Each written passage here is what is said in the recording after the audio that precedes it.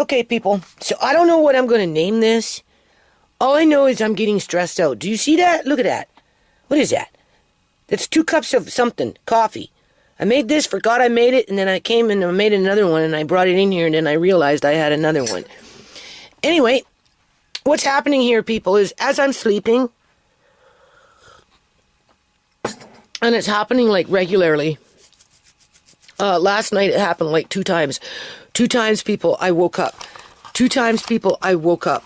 I woke up with something telling me to write something down or record it or something. Document it before I go back to sleep.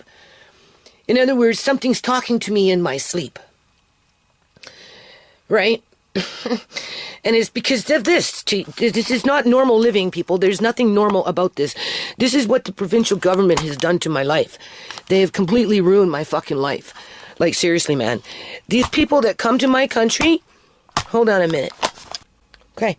These people that come to my country and bring their backwards thinking to my country and then treat the Canadians that are born in this country like they would treat their own in their own countries as they run away from their countries for a better life, even though in Canada, the majority of people that run to Canada have money. So they don't need to be running, right? They are making investments. And as they are making investments, people, they are bringing genocide to this country. Okay? Everybody has their own opinion. Everybody has their own right to speak how they feel. And in light of what's been going on with my family, I have to try and figure out why it's happening and where it's stemming from. So we already know that fentanyl is a big problem in the province of British Columbia, Canada. I'm going to jump with this, okay? So here's a news article that just came out recently, today or whatever it was. Right? Purple heroin laced with carfenol prompts warning from Vancouver health officials. This was dated for today, or on March 22nd, 2019. You can see that. Okay? So here, and this is rubber stamping, people. This is what I've talked about before in terms of the coroner likes to rubber stamp many of those deaths. And she's not just talking about the carfenol, okay? She's talking about fentanyl and whatever, right? And the majority of those throughout BC opiate crisis happened in private residence while users were alone. This is what they're trying to say with Chimay. This is how they keep putting out the same fucking propaganda time after time after time. Okay? I just looked at the BC poverty reduction plan that they have, which is Canada in the province of, in the country of Canada, provinces is the last one out of 2 that has finally signed on to some poverty reduction strategy, and they're wheeling it out for the 2019 budget. Right? And it's addressing 500,000 people in terms of who lives in poverty in the province of British Columbia, Canada.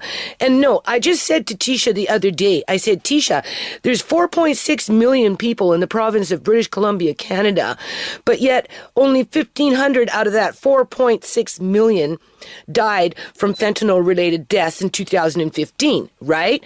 However, if you notice, Chimay was in that 1,500 out of 4.6 million people. Why is that, people? Out of 4.6 million people, my Chimay died from fentanyl, as the coroner is continuing to rubber stamp saying that happened in the private residences while users were alone. However, anytime that when you really get into noticing articles, going through your feed, or, they do articles on the opiate crisis and fentanyl, it's always up by Skid Row. It's always up on the streets where the people are the poorest of the poor, because, they're putting out that propaganda. So anyway, let's do Chimay's timeline here, okay?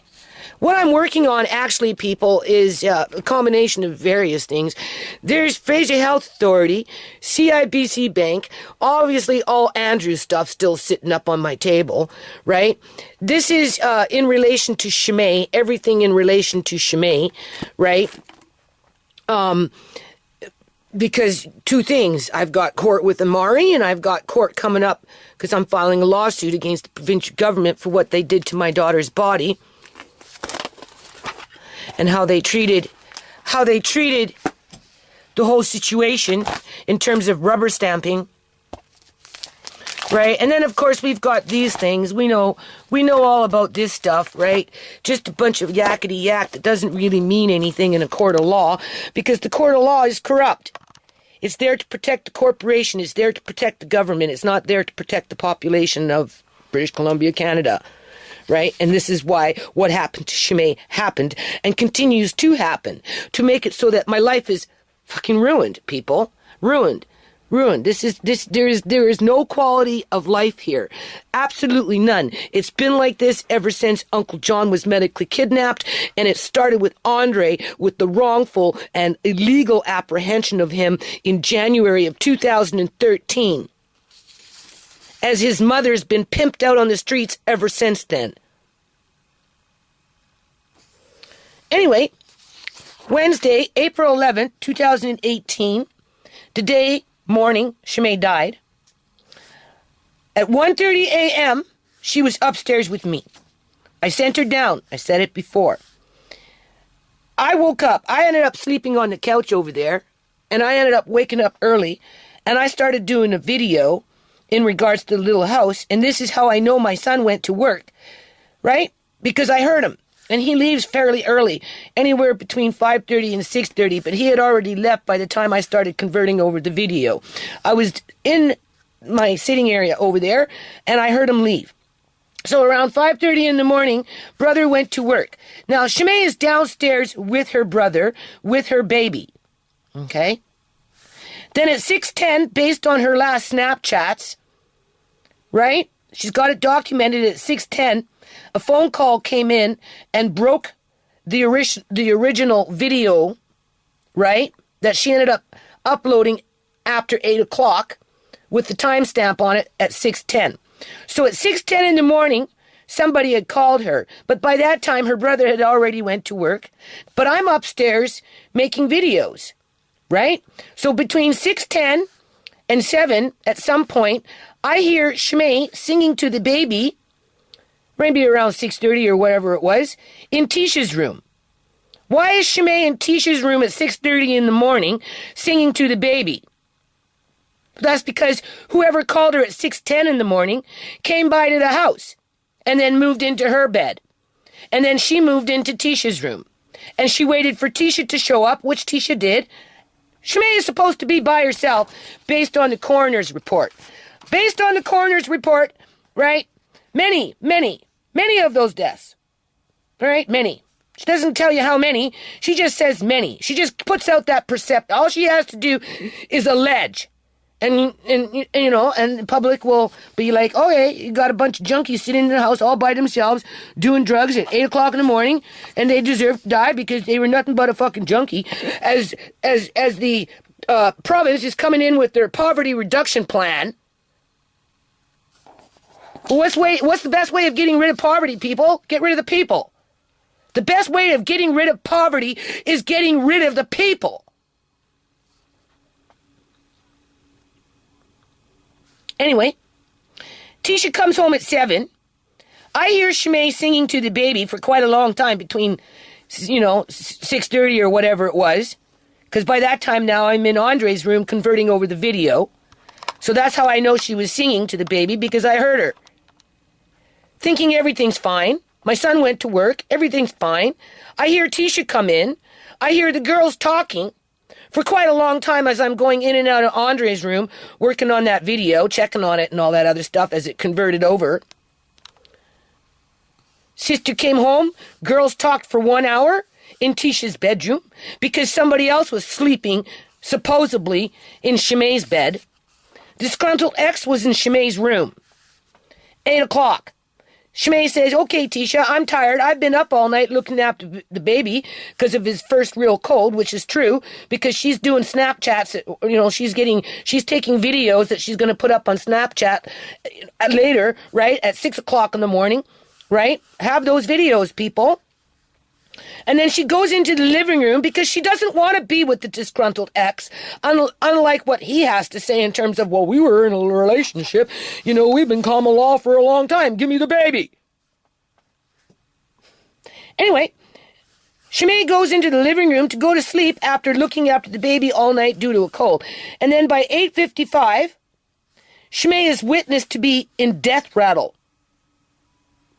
In other words, she was in the death rattle. She wasn't confused. It was confused with snoring, but it was actually the death rattle that she was going through because she died sitting up between 8:55 and 9:10 a.m. That's a space of 15 minutes, people.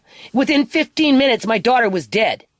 And if you know anything about how the brain works after it loses oxygen, after about 10 minutes, that's it, you're toast. Okay? Shimei was witnessed to be in the death rattle. Okay? But mysteriously, her body was moved by 9:10. Shimei's body moved despite dying sitting up between 8:55 a.m. and 9:10 a.m. because we have the timeline around that. But of course, the coroner wants to sit up there and say that Shimei was alone. She was a closet drug user who liked to do drugs at 8 o'clock in the morning after done looking after the baby all night long. Right? Right before she goes to sleep. In terms of, oh, let's get high on cocaine. Clearly in her videos, her last Snapchats, you can clearly see she wasn't doing fucking cocaine. But somehow, suddenly, she died within 15 minutes. And her body was moved. Because dead bodies don't move themselves. This is what the cops are ignoring. And then it was left there for 50 minutes. Because who moved it thought that Tisha would wander in and go check up on her sister and discover the body on her own. But of course that didn't happen. Because after Tisha was done switching over laundry, noticed that her sister had moved, laid herself down. By 9:10, she said, oh, okay, she may be sleeping, I'll just leave her alone. Went back into the bedroom, looked after the baby, and didn't come out until somebody walked to her door, stood there, looked her in the eye, and said, oh, Shimei's not responding. And then stood back and watched the drama unfold. As the coroner wants to remind everybody that the users were alone. Because at the end of the day, people, they're trying to reduce the welfare rolls. So they're not going to go after the people that actually murder people with fentanyl. Because what? It's going to put a strain on the taxpayers' freaking pocketbook to start charging people and take them through the corrupt court system to put them in jail where they belong? To get the carfentanil and the fentanyl and all this other shit off the streets? But again, go to the majority of these news articles and they're all plastered with the fucking Skid Rows. Skid Row in Surrey, Skid Row in Vancouver, Skid Row in freaking Coquitlam. It's all Skid Row. So, the public thinks, oh, it's just a junkie, get rid of them. Who cares if they die? They deserve what they got. They should have known better. The same freaking shit that they were telling me in the fucking hospital with Shimei. As they go about ruining my life. Now, the thing is, here's the thing, people. After I'm done this little fucking rant this morning, because I'm gathering up papers for court, obviously I'm running behind with everything in my life. I'm putting Shimei's picture up on this video. 2 of them. I'm going to pick 2. Because, again, I don't like sounding like a rambling fucking idiot. This shit makes me feel like I'm an idiot. Not because I don't know what I'm talking about. Not because I don't know what I think I'm doing. It's the fact that I'm taking it to a corrupt court system. So therefore, if it's corrupt, what is the point? Give up. But I can't give up, people. I can't because my daughter did absolutely nothing to these people to be deserved treated the way she was fucking treated. Okay? But there's an ulterior motive in there. Because again, for every one that they take organs from that die from fentanyl legally, there's that one that organs are being taken away from illegally. As paramedics and all those types of people that come to your house are mispronouncing people alive or dead. In Shimei's case, she should have been pronounced dead, but she wasn't. She was made to look alive so they could salvage what they fucking salvage. And I'm not afraid to freaking talk about it and expose these people for what they're really fucking doing to the Canadian people that are born in this country, just so they can fill their pocketbooks with their own fucking portfolios and blood money and dirty money and whatever else that they get their money from.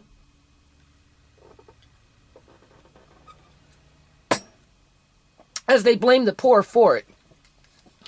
And being that, the big topic of the day these days happens to be freaking immigration, and BC is a big province when it comes to freaking immigration. All the immigrants that come in from freaking Ontario and places like that, many of them all end up over here in British Columbia, Canada.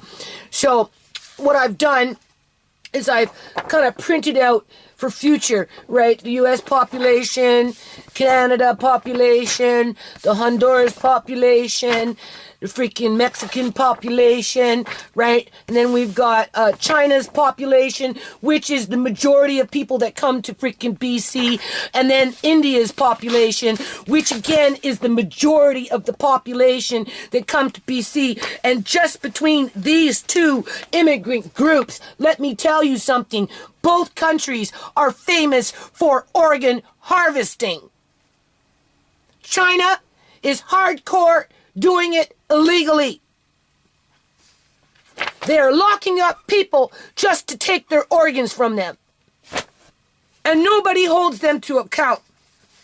As British Columbia is being sold off to the highest bidder that can bring in fucking fentanyl and kill off more fucking people just so that those pension plans can continue to be paid for in 10, 15 years from now. As the old people are being locked up into these old folks' homes that are being run by Chinese companies. And then, of course, there's India. Between these two groups, these are our highest immigrants that come to Canada. Well, come to BC. And both of them have a history with organ harvesting. China, Punjabis, there's like hundreds of thousands of Punjabis in British Columbia, Canada. In Punjab is the number one freaking country, state, whatever you want to call it, province, that is has expertise in harvesting organs. So isn't that a coincidence? Out of 4.6 million people, my daughter out of 1,500 that happened to die by themselves, even though the house is full of fucking people in it. Okay? Her sister was downstairs. Her baby was downstairs. That disgruntled ex was in her bedroom downstairs. Her mother was upstairs. Her nephew was upstairs. Her brother had just gone to work, but yet somehow Shimei is doing drugs by herself. Right before going to sleep, and cocaine of all things. Her shirt was changed. Dead bodies don't move themselves. But you see, cops ain't gonna do shit about it because of the pictures that I'm gonna show you, people. Because of the pictures I'm gonna show you. That's why they're not doing shit about it. Right?